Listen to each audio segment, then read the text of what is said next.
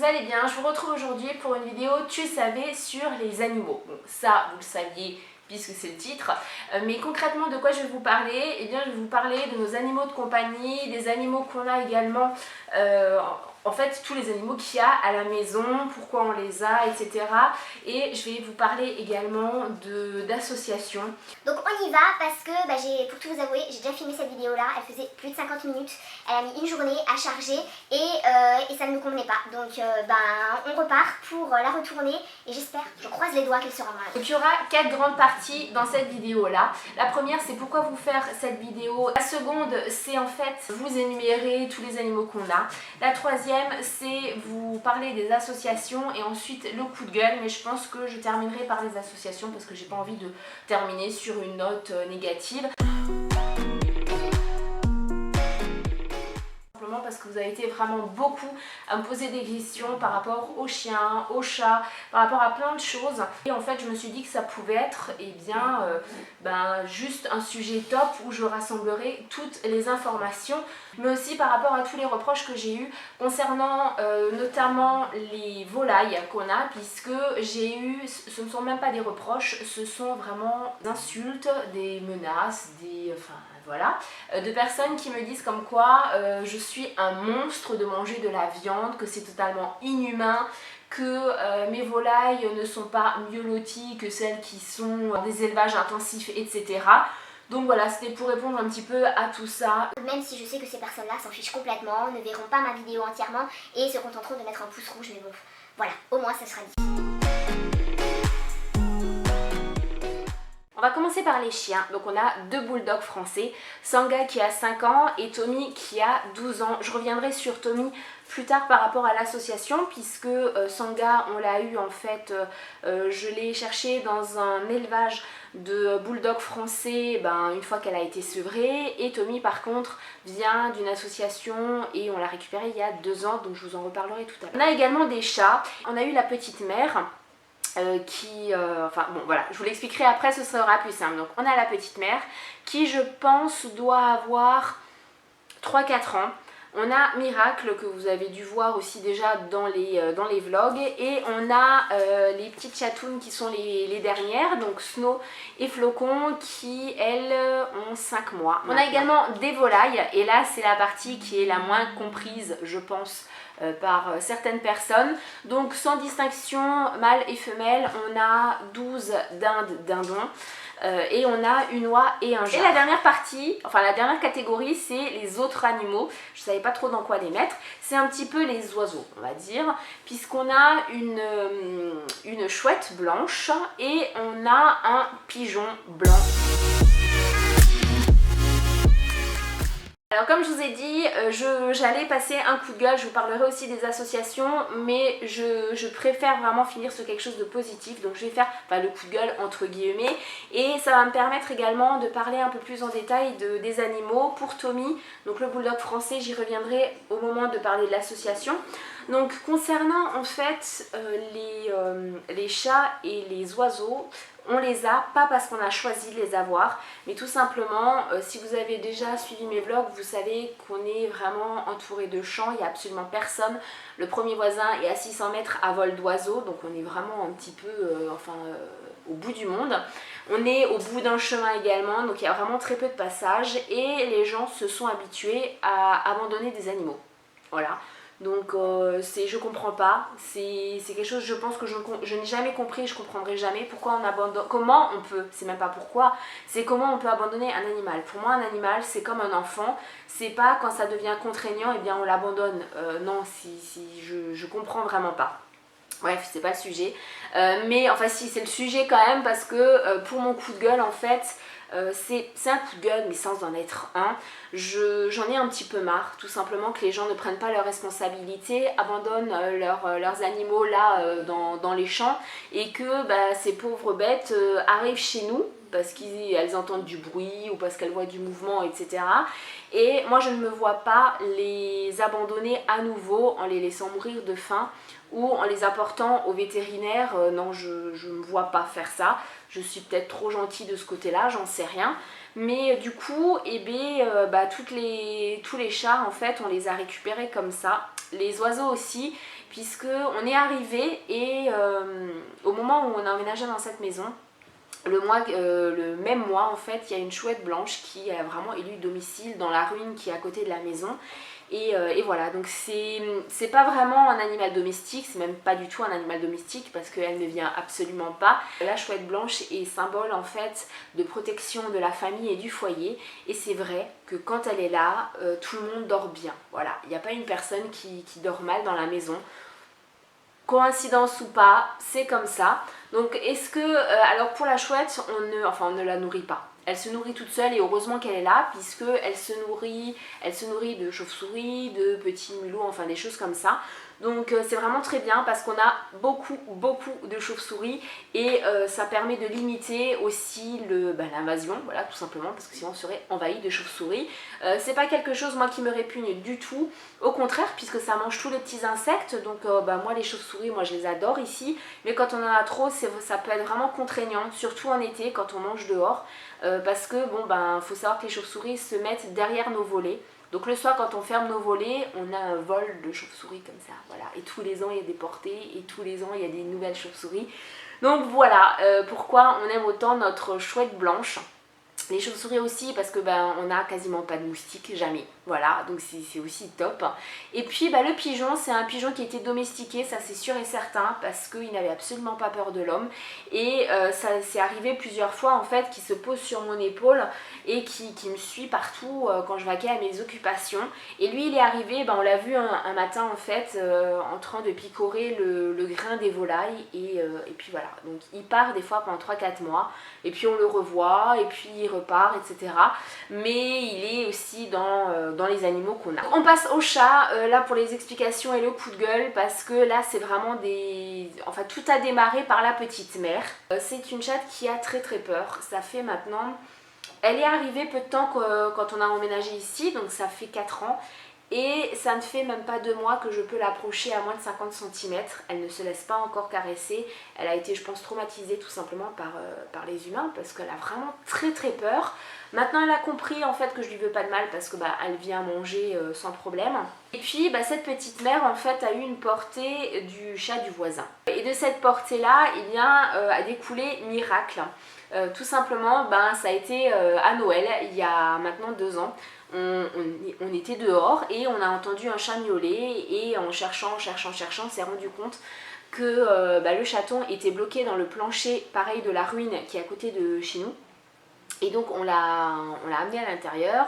Elle n'était pas du tout sevrée, hein, c'était un bébé qui n'avait même pas 3 semaines, donc vraiment pas sevré du tout. Et puis miracle n'est jamais parti. Pourquoi miracle? Tout simplement parce que pour nous ça a été le petit miracle de Noël. Le seul souci c'est que Sangha ne supporte pas du tout les chats, donc c'est un petit peu compliqué, la cohabitation, on ne peut pas avoir les chats à l'intérieur, ne serait-ce que pour les nourrir ou un petit câlin, voilà. Et Miracle a eu la bonne idée d'aller chez le voisin, et il y a eu aussi une portée, et de cette portée en fait il y a eu 3 chatons, un mâle et 2 femelles. Malheureusement le chaton, le mâle, voilà, il est parti un matin et on l'a plus revu, donc on ne sait pas ce qui s'est passé, pourtant on l'a cherché. Et donc là maintenant on a les 2 femelles, ce sont elles que vous voyez, que vous avez vu en vlog, donc Snow et Flocon. Et puis voilà, donc là au total on a 4 chats femelles, donc 4 chattes, et ce sont des amours. Alors pour les questions, les reproches, etc. Tu as beaucoup de chats mais tu râles parce que tu fais des vidéos petit budget et tout ça, et tu fais attention, mais t'as qu'à pas avoir autant d'animaux. Oui, j'ai envie de dire, on n'a pas choisi qu'il y ait autant de portées.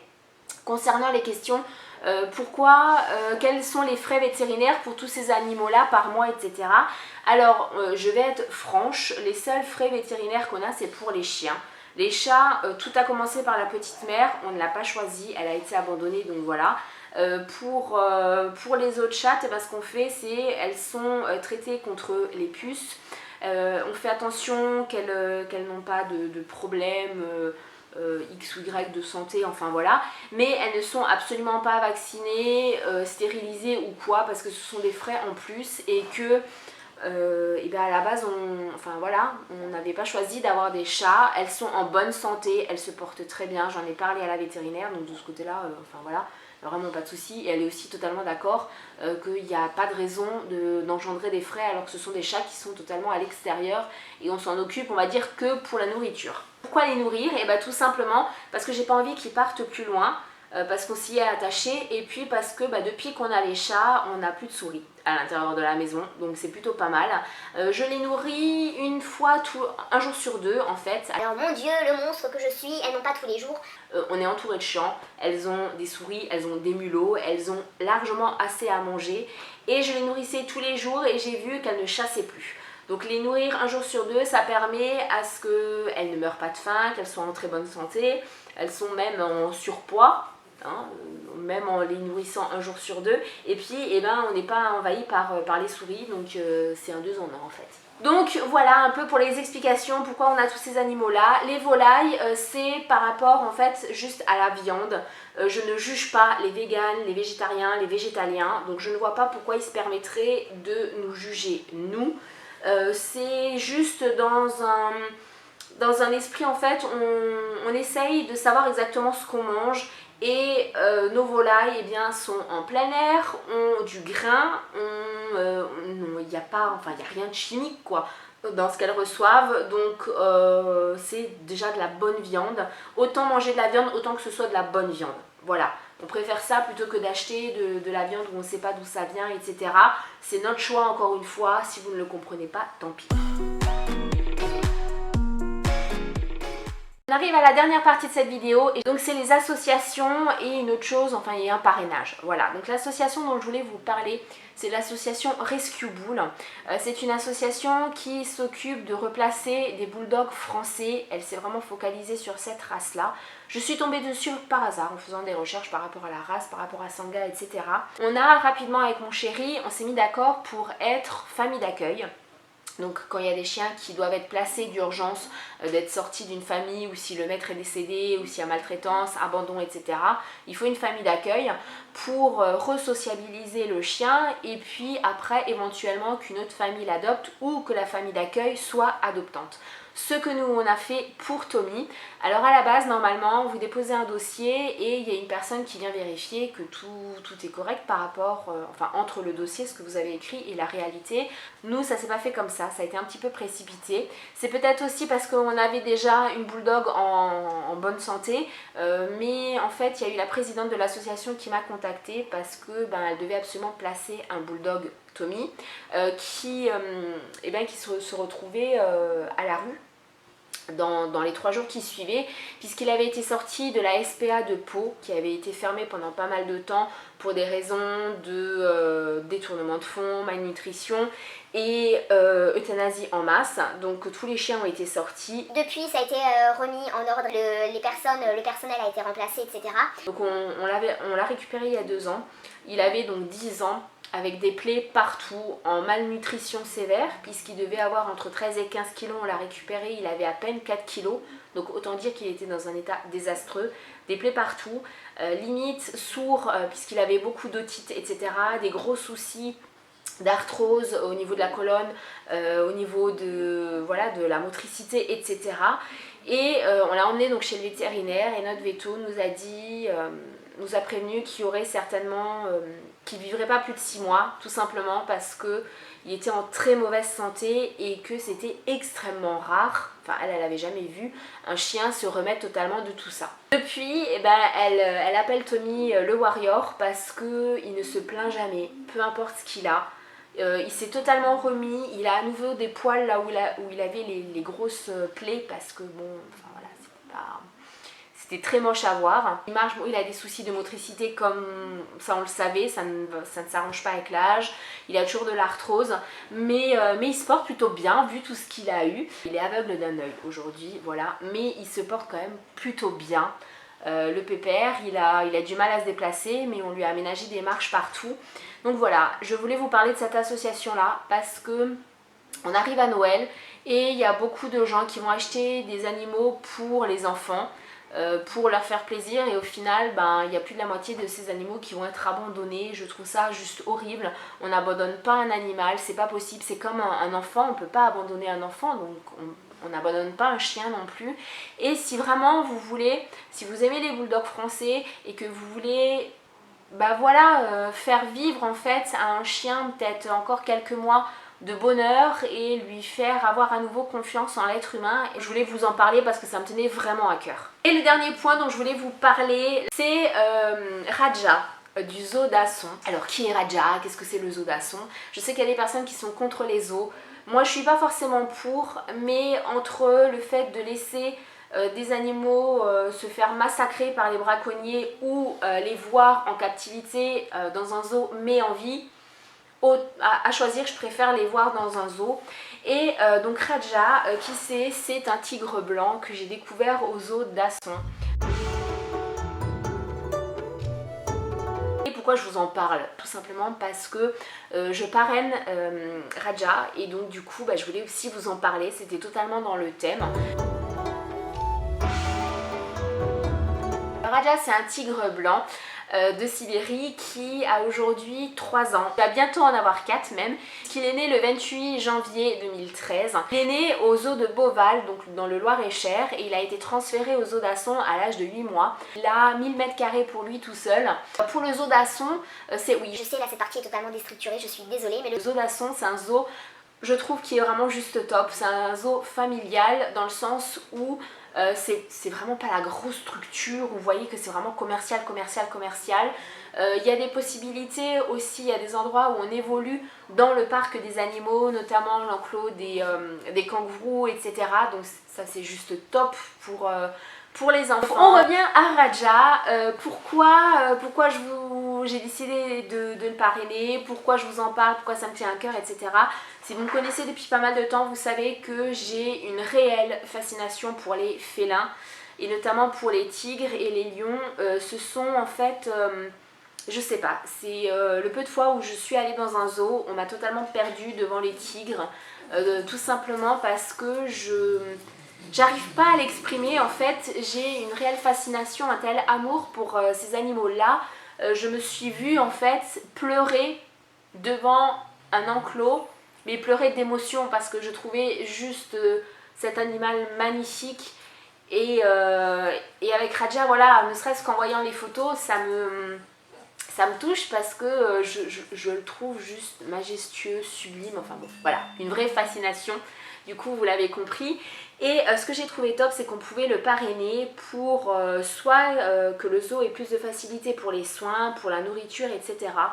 Et donc, je vous en parle tout simplement parce que je trouve ça génial de pouvoir aider comme ça, de pouvoir, avec des petits moyens, on ne parle pas de 300, 400, 500 euros, pas du tout, loin de là.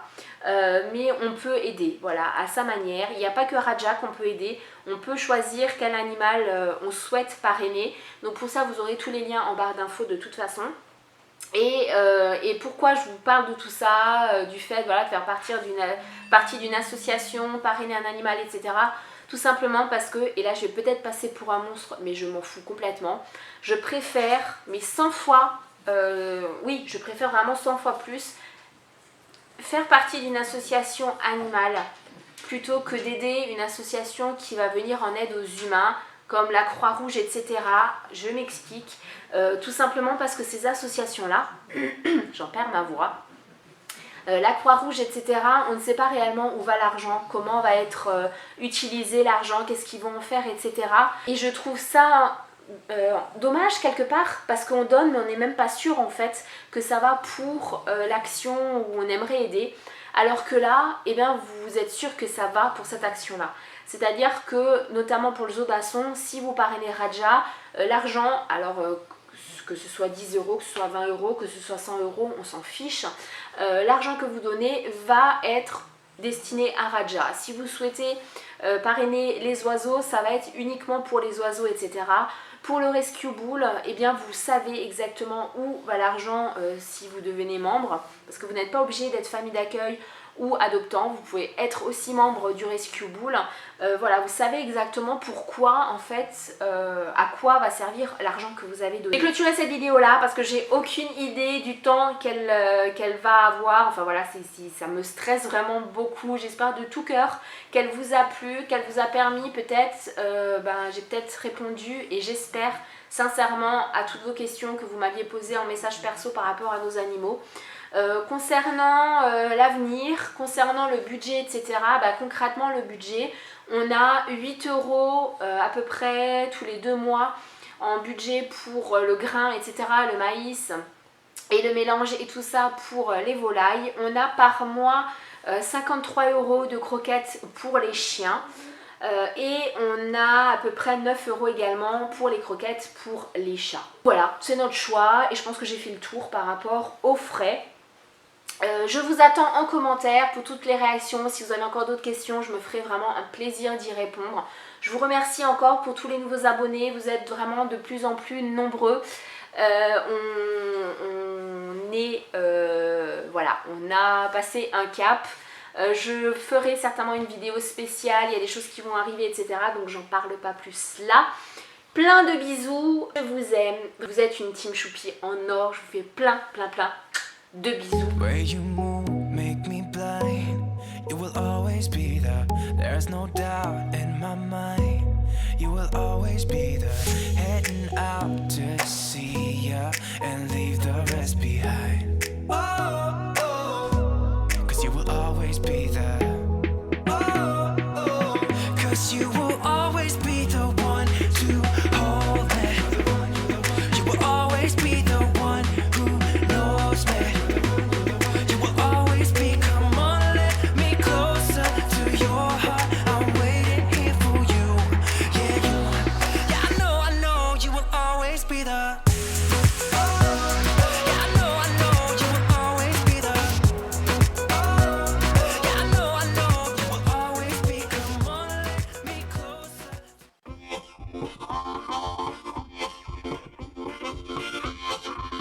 Thank you.